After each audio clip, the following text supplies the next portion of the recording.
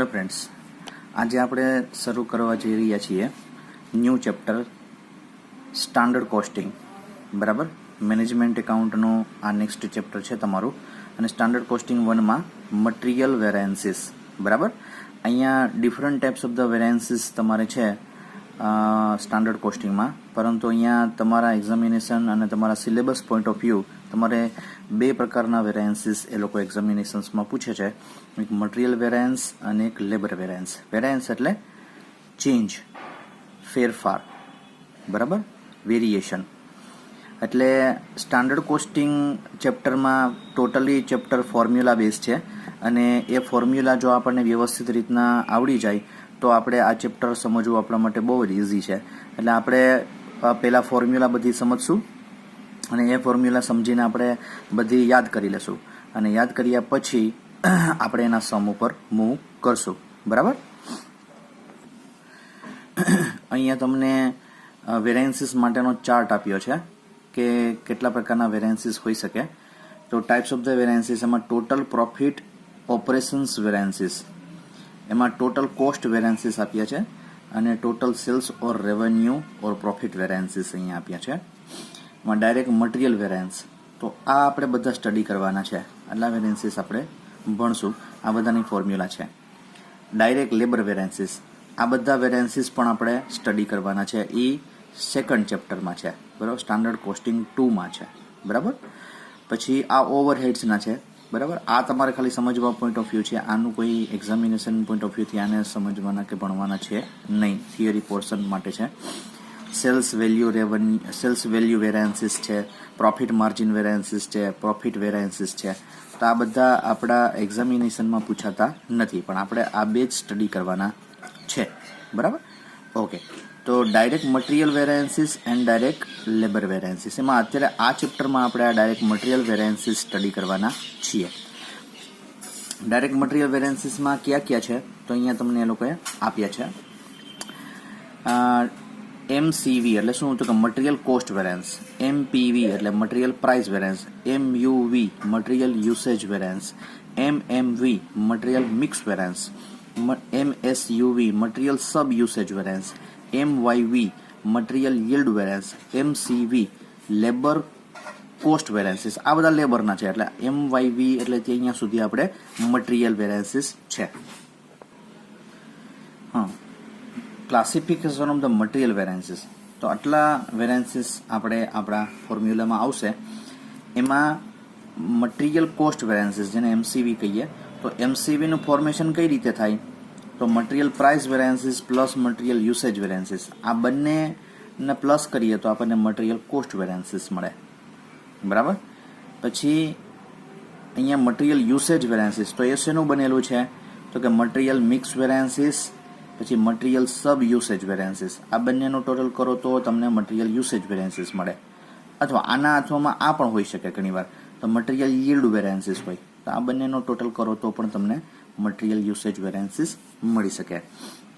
બરાબર, તો આ ખાલી તમારા બ્રીફ અન્ડરસ્ટેન્ડિંગ માટે થઈને ચાર્ટ છે. ઓકે, હવે આપણે ફોર્મ્યુલા ઉપર મૂવ કરીએ છીએ. એમાં ફર્સ્ટ ફોર્મ્યુલા તમારી છે મટીરિયલ કોસ્ટ વેરિયન્સીસ. બરાબર, મટીરિયલ કોસ્ટ વેરિયન્સીસની ફોર્મ્યુલા અહીંયા આપી છે તમને કે MCV is equal to standard cost minus actual cost. આ એની પહેલી ફોર્મ્યુલા છે, નંબર 1. ઓર કરીને બીજી ફોર્મ્યુલા એ લોકોએ આપી છે કે standard quantity multiplied by standard price, આ બ્રેકેટમાં છે, minus actual quantity multiplied by actual price. બરાબર, આને એ લોકોએ શોર્ટ ફોર્મમાં લખ્યું છે, એબ્રિવિએશન્સમાં.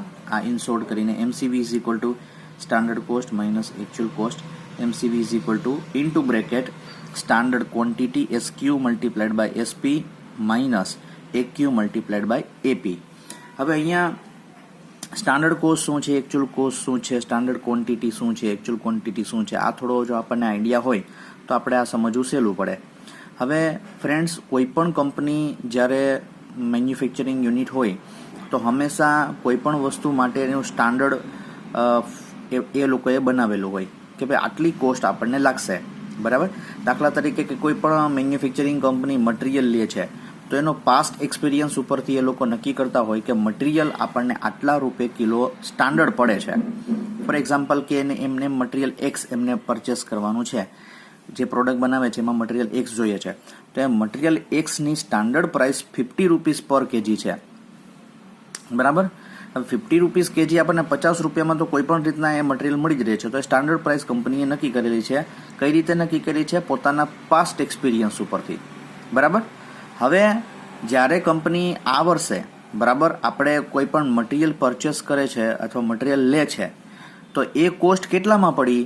તો એનો જો એક કોસ્ટ આપણને બની શકે કે 52 રૂપીસ પર કેજીમાં પણ પડી હોય અને 49 રૂપીસ પર કેજીમાં પણ પડી હોય. બરાબર.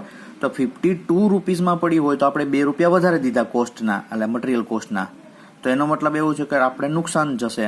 તો સ્ટાન્ડર્ડ કરતાં આપણે વેરિએટ થયા. બરાબર, 2 રૂપિયા. બરાબર. એવું પણ થઈ શકે કે 49માં આપણને મટીરિયલ મળી જાય, તો એનો મતલબ કે 1 રૂપિયાનો ફાયદો થયો આપણને મટીરિયલ પરચેસ કરવા માટે થઈને. તો સ્ટાન્ડર્ડ હંમેશા કંપનીએ પોતાનું એસ્ટાબ્લિશ કરેલું હશે પોતાના પાસ્ટ એક્સપિરિયન્સ ઉપરથી. બરાબર ને. અને એકચ્યુઅલ એટલે શું?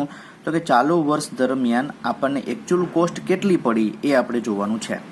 બરાબર. ઓકે. તો એવી જ રીતના સ્ટાન્ડર્ડ ક્વોન્ટિટી, ફોર એક્ઝામ્પલ કે આ પેન છે, તો આ પેન બનાવવા માટે થઈને જેટલું પણ પ્લાસ્ટિક જોઈએ છે, એક્ઝામ્પલ તરીકે જોઈએ તો આ પેન બનાવવા માટે આપણે એવું વિચારીએ કે 25 ગ્રામનું પ્લાસ્ટિક જોઈએ છે, 25 ગ્રામ્સ. બરાબર. તો એ સ્ટાન્ડર્ડ ક્વોન્ટિટી થઈ. બરાબર. તો સ્ટાન્ડર્ડ હવે 25 ગ્રામની જગ્યાએ કદાચ આ સ્ટાન્ડર્ડ આપણે કે 25 ગ્રામમાં આ પેન બની જાય એમ. બરાબર. તો 25 ગ્રામની બદલે 27 ગ્રામ જો આમાં પ્લાસ્ટિક જોયું તો એનો મતલબ કે 2 ગ્રામ વધારે જોયું. બરાબર. એ એકચ્યુઅલ ક્વોન્ટિટી કહેવાય. કે એકચ્યુઅલ ક્વોન્ટિટી કેટલી જોઈ આ પેન બનાવવા માટે? તો કે 27 ગ્રામ જોઈ. બરાબર. તો એનો મતલબ કે આપણે વેરિએટ થયા થોડા. તો સ્ટાન્ડર્ડ એટલે ઓલરેડી કંપનીએ એસ્ટાબ્લિશ કરેલું પોતાનું એક સ્ટાન્ડર્ડ. બરાબર, માઇલસ્ટોન. બરાબર. અને સ્ટાન્ડર્ડ પ્રાઇસ મટીરિયલ પરચેસ કરીએ છીએ, મેં તમને જેમ એક્ઝામ્પલમાં સમજાવ્યું કે કેમ મટીરિયલ પરચેસ કર્યું તો આપણને 50 રૂપિયા પડે છે, તો એ સ્ટાન્ડર્ડ પ્રાઇસ નક્કી કરેલી છે. પણ આપણને અત્યારે શું પડી? તો એ પ્રમાણે તમારે આ ઇક્વેશન તમારું બનશે. એટલે સ્ટાન્ડર્ડ અને એકચ્યુઅલમાં હવે આઈ થિંક કે તમને ધ્યાન આવી ગયું હશે. તો એ જ પ્રમાણે દરેક જગ્યાએ સ્ટાન્ડર્ડ અને એકચ્યુઅલનો જ આ બધી જ ફોર્મ્યુલા, જેટલી પણ ફોર્મ્યુલા આપણે સ્ટડી કરવાના છીએ એ બધી જ ફોર્મ્યુલામાં સ્ટાન્ડર્ડ અને એકચ્યુઅલનો જ અહીંયા એ લોકોએ પેલું ફોર્મ્યુલામાં લીધા છે અને એ જ રીતના બધા ઇક્વેશન્સ આપણા બનાવેલા છે. એટલે મટીરિયલ કોસ્ટ વેરિયન્સીસનો આ ઇક્વેશન ધ્યાનમાં આવી ગયું. બરાબર. Okay friends. તો ધેન તમારું નેક્સ્ટ એક જે ઇક્વેશન છે, બરાબર, જે વેરિયન્સ આપણે ફાઇન્ડ કરવાનું છે એ છે મટીરિયલ પ્રાઇસ વેરિયન્સીસ. પ્રાઇસમાં કેટલો ડિફરન્સ આવે છે, એટલે એકચ્યુઅલ પ્રાઇસ અને સ્ટાન્ડર્ડ પ્રાઇસમાં શું વેરિયન્સ છે, બરાબર, ફેરફાર છે, એ પ્રાઇસ વેરિયન્સ બતાવે છે. તો અહીંયા જો પ્રાઇસનો વેરિયન્સીસ અહીંયા ધ્યાનમાં લીધો હશે. ઇક્વેશન આપણું શું છે? તો કે MPV એટલે material price variance is equal two actual quantity, એટલે એકચ્યુઅલ ક્વોન્ટિટી જે આપણી યુઝ થઈ છે, વપરાઈ છે, બરાબર, એમાં શું પ્રાઇસનો ડિફરન્સ આવ્યો? તો પ્રાઇસનો ડિફરન્સ એટલે standard price minus actual price. બરાબર. સ્ટાન્ડર્ડ પ્રાઇસ આપણી ફોર એક્ઝામ્પલ 50 રૂપીસ હોય અને એકચ્યુઅલ પ્રાઇસ 52 રૂપીસ હોય, તો એનો મતલબ એવો થયો કે 2 રૂપીસનો વેરિયન્સીસ આવ્યો, જે એકચ્યુઅલ ક્વોન્ટિટી સાથે મલ્ટીપ્લાય કરવાનો, એટલે આપણને શું મળશે? Material price variance. એટલે અહીંયાનું પેલું આપ્યું છે, બરાબર, કે કઈ રીતે આ ઇન્ટરપ્રિટેશન કે EQ એટલે શું, SP એ આપણને બધાને ખબર છે. વેરી સિમ્પલ ફોર્મ્યુલા છે અને ફોર્મ્યુલા યાદ રાખવી પણ બહુ ઇઝી છે અને ઇઝીલી તમે આને હેન્ડલ કરી શકો છો અને તમે ઇક્વેશન્સ સાથે આ સમ સોલ્વ કરી શકો છો. બરાબર. તો material price variance is very simple formula. Okay, then your next formula is material usage variances. Usage variances એટલે ઉપયોગ, યુઝ કેટલો થયો. તો એનો મતલબ કે સ્ટાન્ડર્ડ ક્વોન્ટિટી આપણે વિચારી હતી કે ભાઈ 10 kg યુઝ થશે અને એકચ્યુઅલ ક્વોન્ટિટી ખરેખર કેટલી થઈ? તો કે 12 kg યુઝ થઈ. તો એ યુસેજમાં ફેરફાર થયો, એના હિસાબે પણ વેરિયન્સીસ થાય. બરાબર. કોસ્ટ તો હંમેશા વેરિએટ થાય ને, એના હિસાબે પ્રાઇસના હિસાબે પણ વેરિએટ થાય અને યુસેજના હિસાબે પણ વેરિએટ થાય. તો અહીંયા એમનું પણ ઇક્વેશન આપેલું છે કે material usage variances is equal to standard price into bracket SQ એટલે standard quantity minus actual quantity, બરાબર.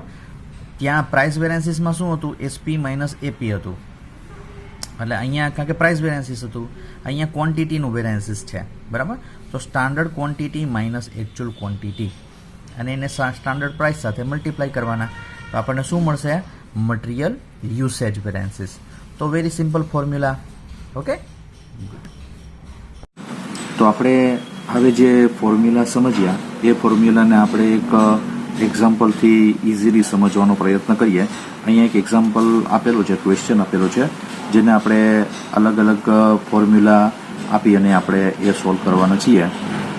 સ્ટાન્ડર્ડ ક્વોન્ટિટી આપી છે 200 kg, સ્ટાન્ડર્ડ પ્રાઇસ ₹15 પર kg આપ્યું છે.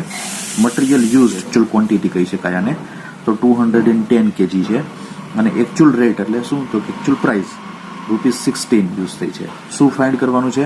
મટીરિયલ કોસ્ટ વેરિયન્સીસ ફાઇન્ડ કરવાનું છે, મટીરિયલ પ્રાઇસ વેરિયન્સ ફાઇન્ડ કરવાનું છે અને મટીરિયલ યુસેજ વેરિયન્સ ફાઇન્ડ કરવાનું છે, બરાબર. ચાલો, તો આપણે પહેલાં આ બધાની ફોર્મ્યુલા યાદ કરી લઈએ આપણી રીતના, અને પછી આપણે સમ ઉપર મૂવ કરીએ. ઓકે, ચાલો. તો સૌથી પહેલાં આપણે મટીરિયલ કોસ્ટ વેરિયન્સ ફાઇન્ડ કરવાનું છે. મટીરિયલ કોસ્ટ વેરિયન્સીસની ફોર્મ્યુલા છે બ્રેકેટમાં SQ multiplied by SP minus AQ multiplied by AP, bracket complete, બરાબર. હવે SQ કેટલું છે? તો આપણને ખબર છે કે 200 kg SQ છે.